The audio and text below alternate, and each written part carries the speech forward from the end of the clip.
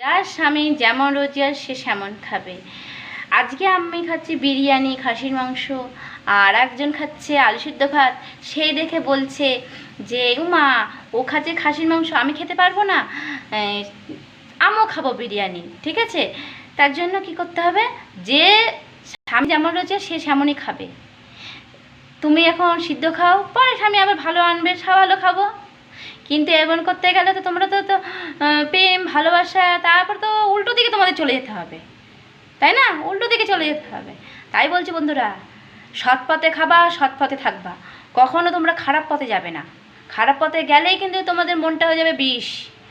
যারা খারাপ পথে গেছে না, তাদের মনটা কিন্তু বিষ, ভালো নয়।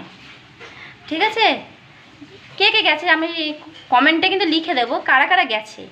যারা যারা গেছে তারা কিন্তু বিষ, আর যারা যারা যাওনি তারা কিন্তু ভালো। ঠিক আছে, একটা লাইক, কমেন্ট, শেয়ার।